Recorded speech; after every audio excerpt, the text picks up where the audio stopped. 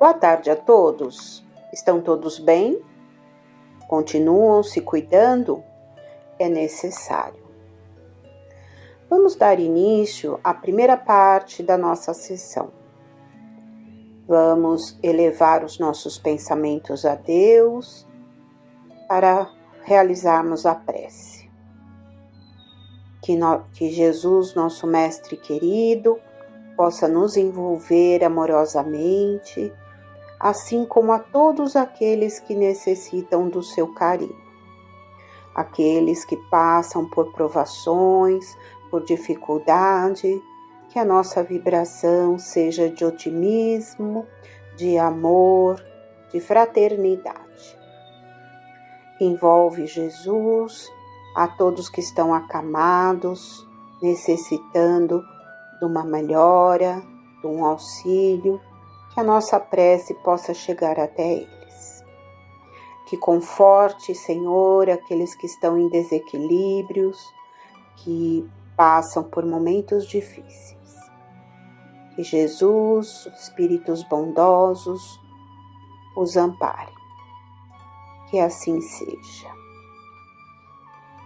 Vamos para a leitura do Evangelho. O capítulo escolhido é o capítulo 12, Amai os vossos inimigos.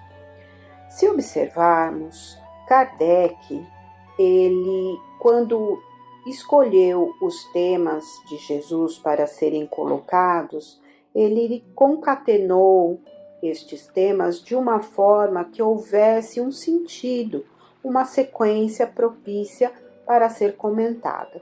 Se pegarmos o capítulo 11, que é amar ao próximo como a si mesmo, na sequência temos o amai os vossos inimigos, que é bem condizente com a situação. Amamos o próximo e depois vamos também praticar a caridade amando os nossos inimigos. Se o amor ao próximo é o princípio da caridade, amar aos inimigos é a sua aplicação máxima, pois esta virtude é uma das maiores vitórias alcançadas sobre o egoísmo e o orgulho. Então, o amor ao próximo é a essência da caridade, e não mais amar os inimigos seria estar superando o nosso orgulho e o nosso egoísmo. Atingiríamos realmente a fraternidade para com todos. Prosseguindo, ele nos diz: amar aos inimigos não é ter para com eles uma afeição forçada, que não é natural. Então, claro que nós temos o próximo, quando amamos o próximo, é muito salutar, é muito puro esse sentimento. E não é o mesmo com os inimigos, mas é o que ele nos coloca, né? Nós não vamos aqui ter a mesma simpatia de um amigo ou de alguém muito querido, né? Já que a situação ali é totalmente diferente. Mas, segundo esses ensinamentos de Jesus, é não ter contra eles nem ódio, nem rancor, nem desejo de vingança. É perdoar-lhes sem pensamento oculto e sem impor condições. Então, é nesse sentido que é o amar os nossos inimigos. É começar a sentir uma simpatia por esse espírito ali que, por qualquer situação, né, criada, não temos o amor por ele. Neste capítulo ainda, Kardec ressalta os inimigos desencarnados. E ele nos diz: o espírita tem ainda outros motivos de indulgência para com os seus inimigos. Primeiramente, sabe que a maldade não é um estado permanente dos homens, mas que é devida a uma imperfeição momentânea.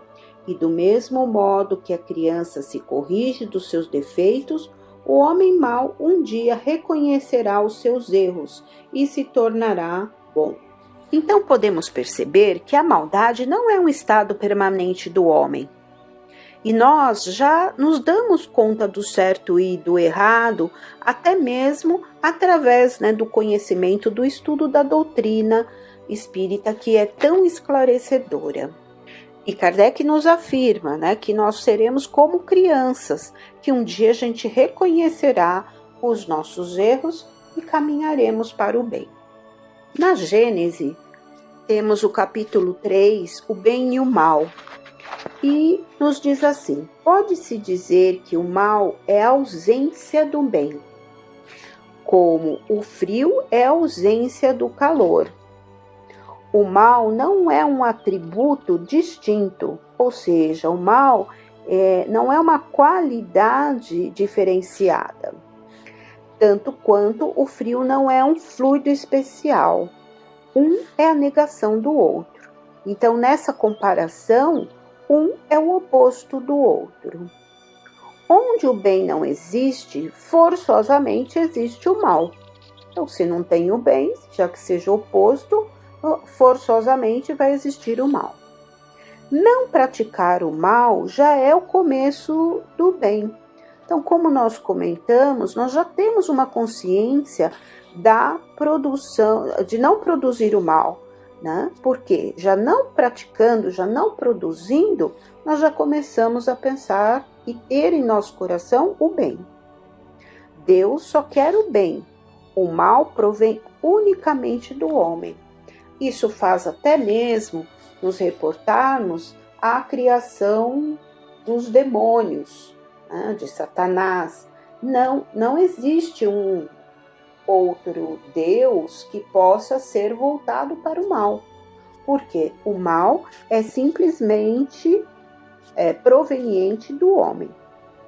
Se houvesse na criação alguém encarregado do mal, ninguém poderia evitá-lo, mas tendo o homem a causa do mal em si mesmo e tendo ao mesmo tempo seu livre-arbítrio e por guia as leis divinas, poderá evitá-lo quando quiser. Aqui deixa-nos muito claro que Deus não criou o mal. E se houvesse isso, nós não poderíamos evitá-lo, porque estaria na nossa essência, já que isto não é fato, Nós temos aí como guia as leis de Deus e podemos evitar de praticar esse mal, podendo somente praticar o bem para que consigamos, com a nossa boa vontade, atingirmos patamares mais puros. Continuando no Evangelho, diz assim: sabe também que a morte apenas o livra da presença material de seu inimigo, e que este pode persegui-lo com seu ódio, mesmo após ter deixado a terra. Desejar a morte do inimigo não é a melhor solução. Muitas vezes, quando estamos irritados, chateados, porque alguém nos fez mal e não temos essa simpatia por ele, nós evocamos, nós blasfemamos, tomara que morra, Mas isso só terá a distância material, pois a sintonia pode continuar existindo e até mesmo por muitas encarnações. Sabe-se que qualquer vingança que faça não atingirá o seu objetivo. Ao contrário, ela terá por efeito produzir uma irritação ainda maior, capaz de passar de uma existência à outra. Então, é o que nós observamos. Muitas citações em livros, romances, nos mostrando justamente isso, que o ódio permanece por muitas e muitas encarnações, se cristaliza nesse processo. Emmanuel, numa mensagem, nos diz assim: quem arremessa espinhos improvisa chagas cujas emanações lhe procuram a atmosfera pessoal. Quem semeia flores recolhe o perfume da cooperação e da boa vontade. Então, por essas frases que Emmanuel nos diz, se só plantarmos espinhos, ódio, né, nós estaremos sintonizados também nesse processo. E se o oposto acontecer, de espalharmos, semearmos, né, o perfume da cooperação e da boa vontade, com certeza isso voltará para nós. Por quê? São as leis naturais, as leis de Deus. E este fato retrata a lei de ação e reação. Sabemos que a obsessão é um sistema complexo de sintonia e afinidade entre os espíritos, encarnados ou não. Muitas vezes nos sentimos injustiçados pela obsessão, mas esquecemos de que temos nossa parcela de culpa.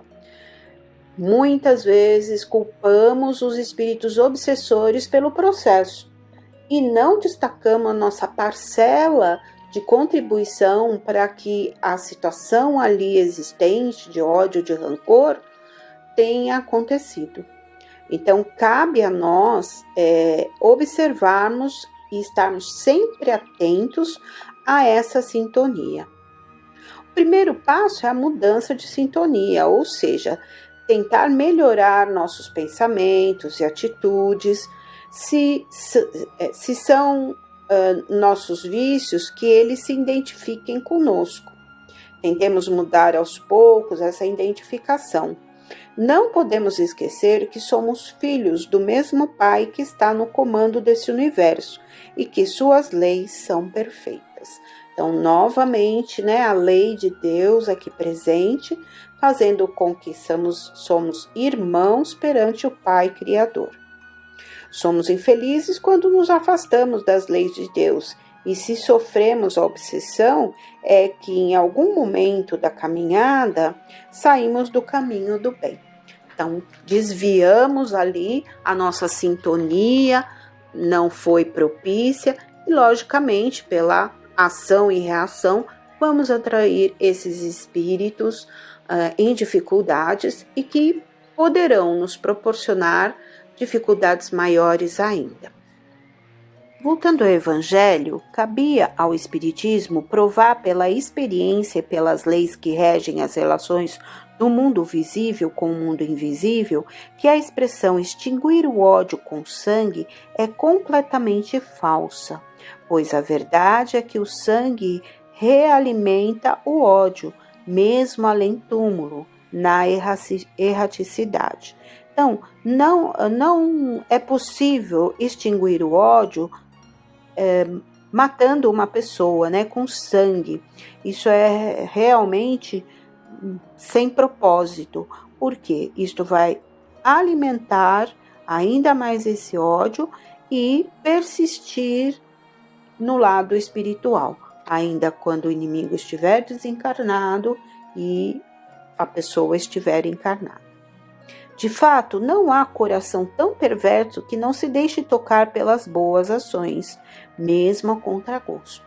Então, este mal, ele não será eterno, porque, de alguma maneira, vai se tocar o coração daquele inimigo, daquele desejo do mal, para que ele possa conquistar o bem no seu coração. Pelas boas ações, elimina-se o motivo da vingança contra um inimigo e pode-se fazer dele um amigo antes e depois da sua morte. Com os maus procedimentos, o homem irrita seu inimigo, que então se constitui instrumento de justiça de Deus para punir aquele que não perdoou. O bem vai gerar o bem e fará com que esses espíritos sejam tocados por ver a mudança daquele que um dia lhe provocou tanto mal e vai poder servir de exemplo para que ele também se modifique.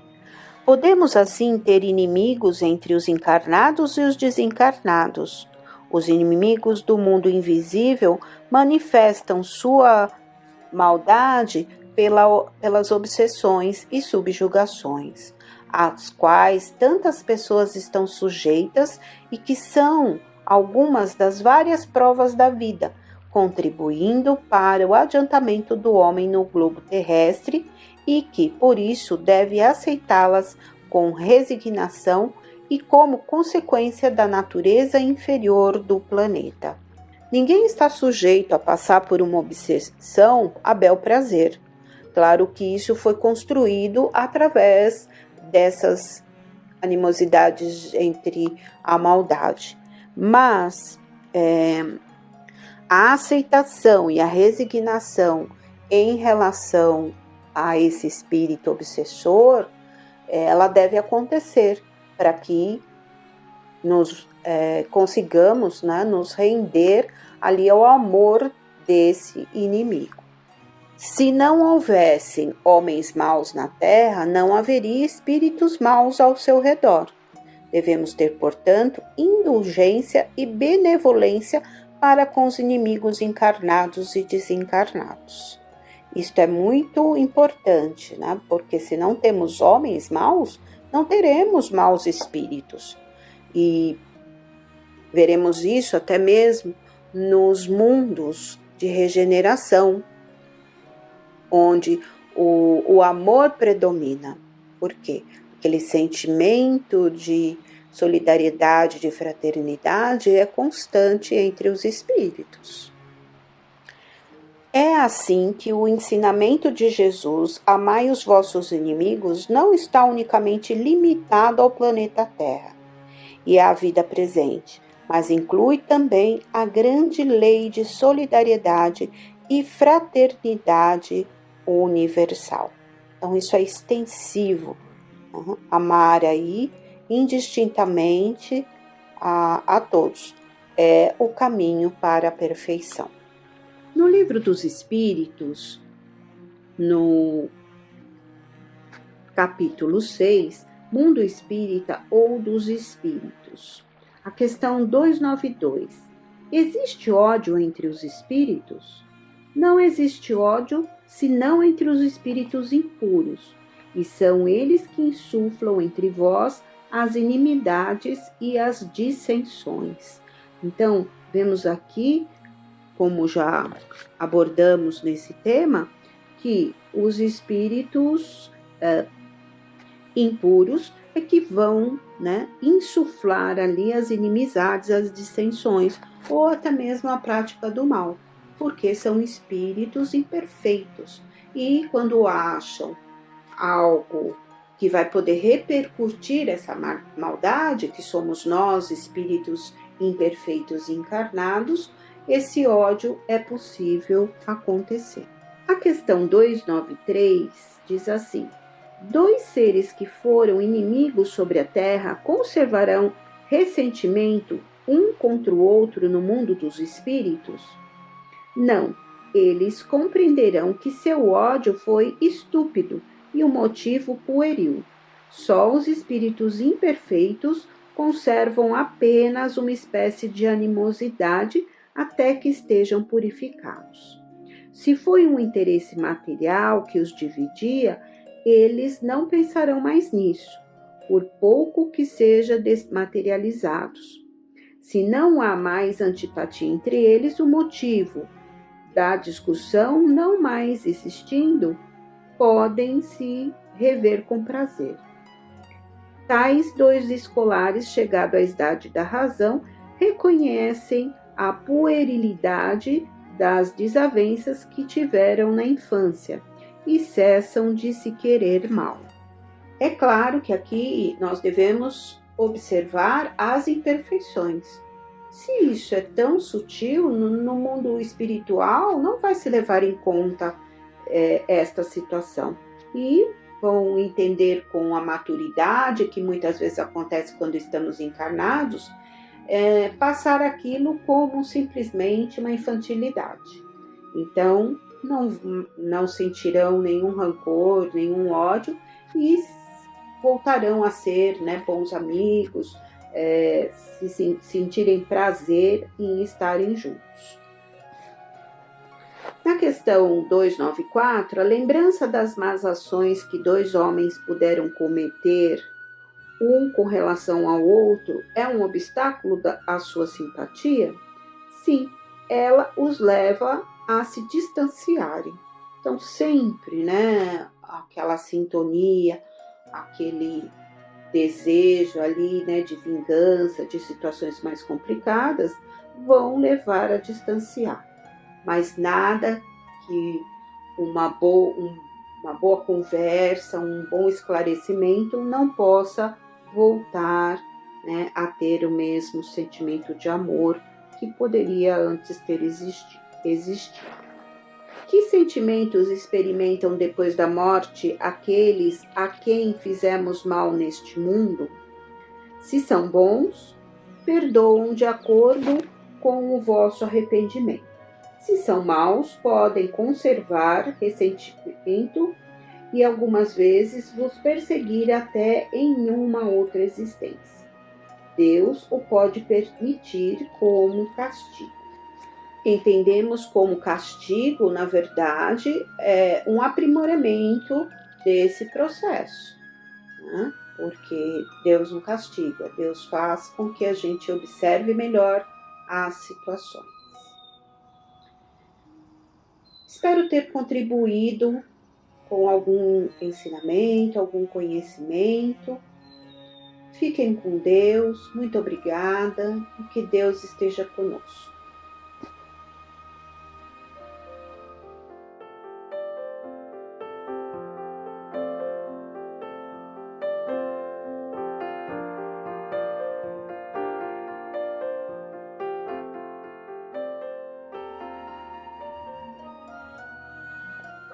Olá a todos, agradecidos uma vez mais a Deus, nosso Criador, nosso Pai, a Jesus Cristo, nosso Mestre, a Frei Fabiano Monte Cristo e aos Espíritos amorosos. Possamos aproveitar esses momentos juntos e que Deus se faça em todos os lares da terra, que Deus se faça no nosso lar. Nós trouxemos hoje do livro Estante da Vida, que é um livro psicografado por Chico Xavier com mensagens do Irmão X. Ele fala no capítulo 30 sobre o correio afetivo, que trata das lutas aí que todos nós travamos intimamente, no caminho aí da automelhoria. Então ele nos diz: você, meu caro, assevera que se vê fatigado, cansado consigo mesmo. As imperfeições, as nossas velhas imperfeições. Diz você que acaba de ler um volume edificante, articula promessas de melhoria, ouve uma palestra nobre e afirma votos de elevação. Horas depois, a expectativa brilhante, ei-lo que se estira no erro ou na negação de tudo o que assegurou a si próprio em matéria de burilamento moral. Em seguida, a exagerada noção de inferioridade pessoal, as ideias de culpa, e com isso os sofrimentos íntimos e as aflições vazias. E quem de nós nunca chegou nesse ponto em que a gente fala: estou cansado ali das minhas imperfeições, há tanto tempo eu cultivo um determinado hábito que eu sei que não é saudável nem para mim nem para os outros. E há momentos em que nós ficamos ali cansados, como ele fala aqui, fatigado consigo mesmo, em função desses repetidos erros, desses repetidos hábitos ali ao longo do tempo. E às vezes a gente lê um livro interessante, fala, não, a partir de agora eu vou mudar isso. Como ele diz, minutos depois, a gente repete ali aquele mesmo erro. A gente às vezes sai de uma sessão bastante animado, bastante motivado, tocado até por algo ali que ouvimos, que sentimos. E quantas situações, até no próprio trânsito ali, na padaria da esquina, algo já nos irrita, já nos incomoda. Enfim, e ele diz que após essa constatação desses erros, vem ali uma exagerada noção de inferioridade pessoal, as ideias de culpa. Ficamos ali nos culpando, nos julgando, nos martirizando por essa dificuldade tão grande na nossa mudança. E ele continua dizendo: o tempo que poderia despender em atividades úteis lhe foge das mãos inaproveitado. E você pergunta o porquê de semelhante antagonismo. De um lado, a santidade do intento, de outro, a impossibilidade de execução. E é verdade, esse conflito entre aquilo que nós queremos fazer, aquilo que nós prometemos, aquilo que nós desejamos e aquilo que de fato acontece no dia a dia. Então, de um lado, a santidade do intento, aquela vontade, e a impossibilidade da execução. Ele diz: entretanto, meu amigo, esse conflito pertence a todos nós. Todos nós, espíritos em evolução e acrisolamento no regaço maternal da Terra, desde milênios. Então, esse conflito é natural. Nós se passamos ali até muitas encarnações cultivando, alimentando um determinado hábito, ainda que agora a gente tome consciência de que não é algo saudável, isso não se modifica de uma hora para outra. Gradativamente, através do esforço, do estudo, da boa vontade, da reflexão, nós vamos mudando. Mas para isso, o primeiro passo qual é? Nós temos essa consciência de que aquilo não nos faz bem, de que aquilo não é saudável. Porque ninguém muda aquilo que não percebeu, ninguém muda aquilo que não vê um motivo para mudança. Então é muito importante essa autorreflexão, essa autoanálise, para que nós tenhamos a consciência de quem somos, das potencialidades, das qualidades, mas tenhamos a consciência também de que há equívocos nas nossas atitudes, que há vícios, que há hábitos ali que não são saudáveis para nós nem para os outros. Então esse conflito nos pertence, porque às vezes são hábitos que estão cristalizados, que estão arraigados, de tal forma que isso vai mobilizar de nós muita paciência, muita persistência, muito esforço. Um exemplo que eu acho bastante interessante é aquele que às vezes você tem um jarro de água suja. E se você quer uma água limpa, você não pode simplesmente pegar aquela água suja de um vaso e jogar no ralo. Você vai pegar o quê? Uma água limpa e gradativamente ali com uma mangueira, você coloca na água suja, gradativamente essa água limpa, ela vai substituindo aquela água que estava suja. Da mesma maneira são as nossas atitudes, são os nossos hábitos. Eu não posso, por mais consciência que a gente adquira, eu não posso amanhã falar, não, amanhã eu vou ser uma pessoa totalmente diferente, um espírito muito mais maduro. Isso não tem milagre, a natureza não dá saltos. Então nós vamos ali com pequenos gestos, com pequenas atitudes, como foi dito, com o estudo, com a reflexão, com a prece. Nós vamos ali nos alimentando de outros hábitos, de outros pensamentos, de outras atitudes, e gradativamente aquilo que dentro de nós não é bom vai sendo substituído. Assim como no exemplo da água. Porque senão é uma frustração muito grande, porque nós falamos, eu não consigo mudar, tá difícil, eu já tentei várias vezes, mas de fato isso demanda ali esse esforço, essa boa vontade.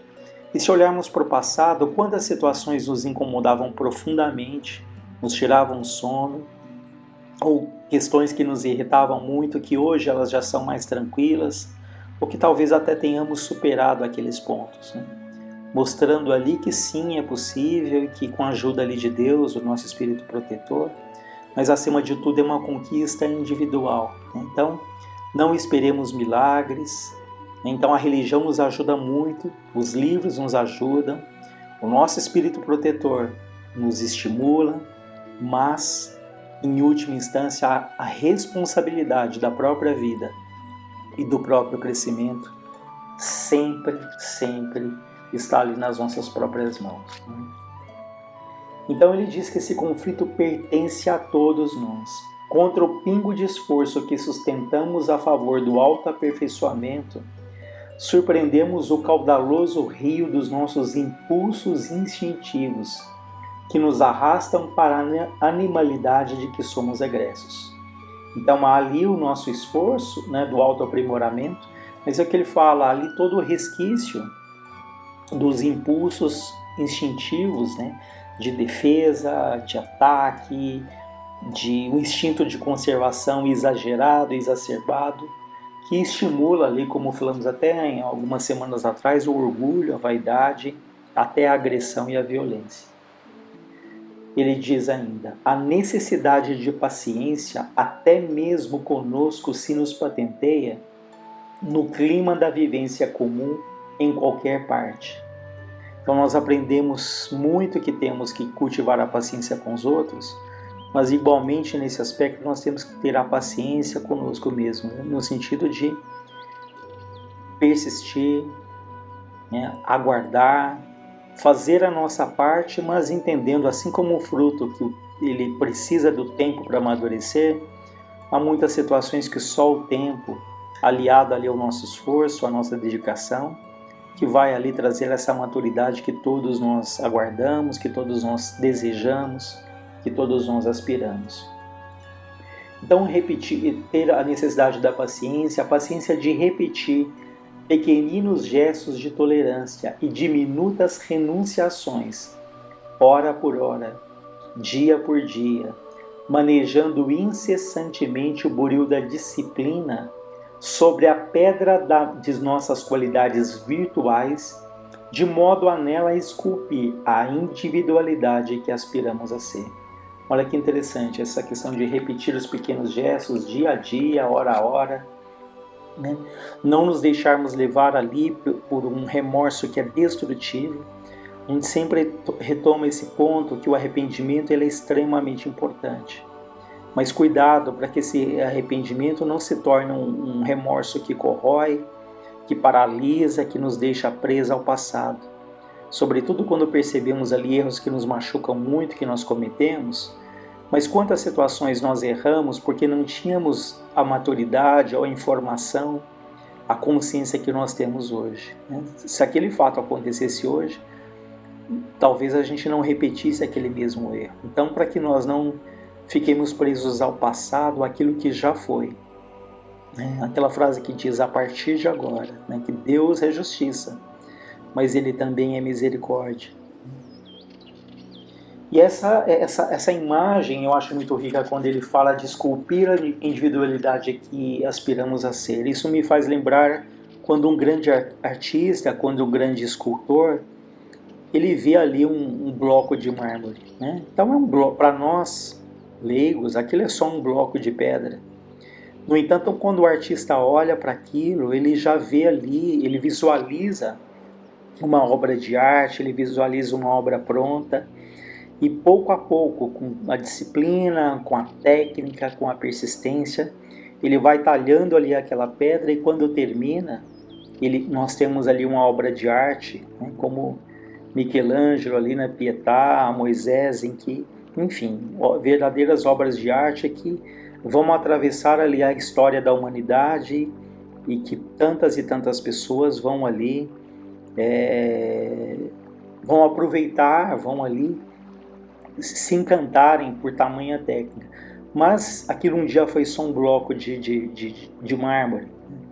Então, da mesma maneira, fazendo uma analogia com a nossa vida, Deus, Ele vê em nós ainda blocos de pedra imperfeitos, mas o tempo, as encarnações, a experiência, as alegrias, a arte, o trabalho, tudo isso, pouco a pouco, vai esculpindo no nosso espírito essa obra que um dia vai chegar ali à perfeição. Então, isso é importante até para vermos os outros também, não só uma pedra feia, mas vermos que mesmo aquele que julgamos que tem tanta dificuldade, ou que temos tanta dificuldade, é filho de Deus, é uma obra de arte que ao longo do tempo está também sendo talhada para o bem e para a perfeição.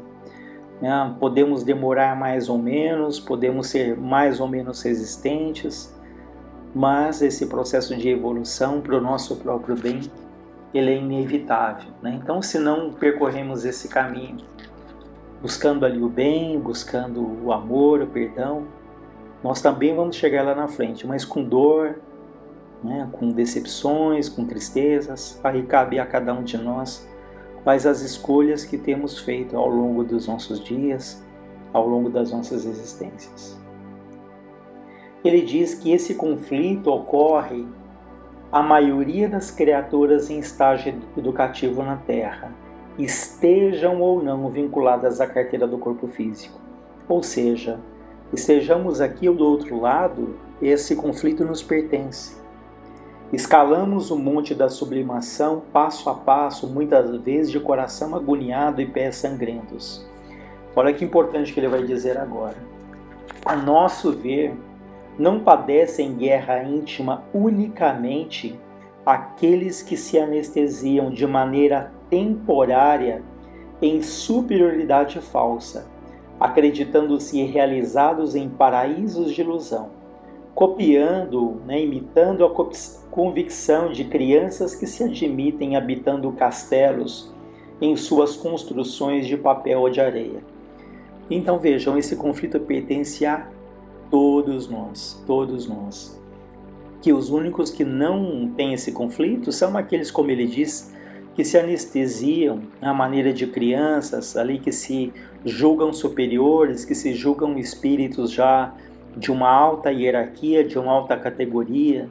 Então só o fato de eu sentir que eu sou um espírito muito maduro, superior, já denota ali a minha falta de humildade, porque os grandes espíritos, eles ignoram que eles assim o são. Eles não têm nenhum interesse, nem necessidade, nem vontade de se vangloriarem de nada, de ficarem procurando destaque, né? Enfim, é uma autoridade que eles transpiram, sobretudo, transpiram naturalmente uma alegoria, mas transpiram nas suas atitudes, na sua maneira de agir, sem que haja a menor preocupação de que aquilo venha à tona, né? São espíritos discretos acima de tudo, discretos, e de um coração generoso que as atitudes, os pensamentos falam por si.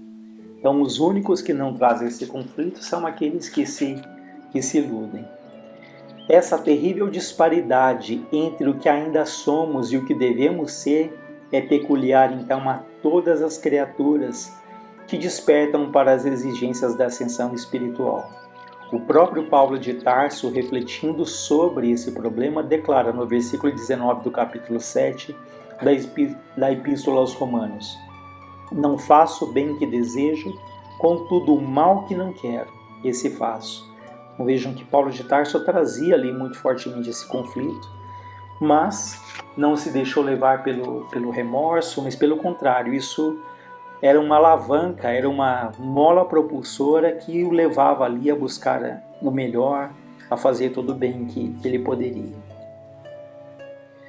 Então, para finalizar, em função do tempo, ele diz: reflitamos desse modo em nossas fraquezas, sem autocondenação. Não adianta cobrir-nos de cinzas ao verificar as nossas faltas. Vale enfrentá-las e corrigi-las à custa de nossa própria retificação. Então, se percebemos pontos e todos nós vamos perceber pontos que não são bons, ele fala, não adianta ficar se autocondenando, né? Reconheça, tenha humildade de perceber que elas existem, de buscarmos ali ajuda, no entanto, não paralisarmos e até usar isso como uma desculpa. Eu não sou capaz, eu não consigo, eu vivo errando, né? Porque isso é uma fuga do nosso próprio crescimento. Que somos espíritos endividados perante as leis divinas, isso é uma realidade. E que precisamos servir ao próximo com esse esquecimento de nós mesmos para dissipar as trevas do egoísmo que ainda nos envolvem a alma é nossa obrigação. Observando assim com escalpelo do raciocínio próprio as deficiências e desequilíbrios que ainda nos pesam no ser, estamos naturalmente curando nossa multimilenária cegueira de espírito. E com isso, meu caro, já nos cabe render graças a Deus. Então, se já percebemos que há pontos que precisamos melhorar, isso já é um grande passo, né? Porque passamos durante muitas existências mergulhados ali, na fuga de nós mesmos, prejudicando, violentando, desprezando, acreditando que tínhamos plena razão, que tínhamos plena justificativa. Então, se existem esses conflitos hoje, já é sinal de que estamos refletindo, já estamos pensando, já há ali um desejo de renovação, né? E aí é o trabalho, é o esforço de cada um, é plantar, regar, mas entendendo que a colheita, ela vem com o tempo de acordo com a nossa necessidade, de acordo com o nosso merecimento. No livro Os Mensageiros é uma passagem que diz que a colheita, a semeadura, ela está nas nossas mãos. Mas vamos deixar a colheita ali nas mãos de Deus, porque Ele nos conhece profundamente, Ele sabe sempre e fará sempre e dará sempre aquilo que for o melhor no tempo necessário, no tempo oportuno. Então vamos refletir sobre esse tema, agradecendo uma vez mais a Deus nosso Pai. Que possamos então vibrar por todos aqueles que sofrem do corpo e da alma, por todos aqueles que se sentem sozinhos. Pai nosso que estais nos céus, que está em toda parte, santificado seja o vosso nome. Venha a nós o vosso reino de amor, de bondade. Seja feita a vossa vontade soberana, justa, na terra como nos céus. O pão nosso de cada dia dai-nos hoje. Perdoa, Senhor, as nossas dívidas, assim como devemos perdoar a todos aqueles que nos têm ofendido. Não deixe, Pai, cairmos em tentações e novos erros, mas livrai-nos de todos os males. Que assim seja, graças a Deus, graças a Jesus.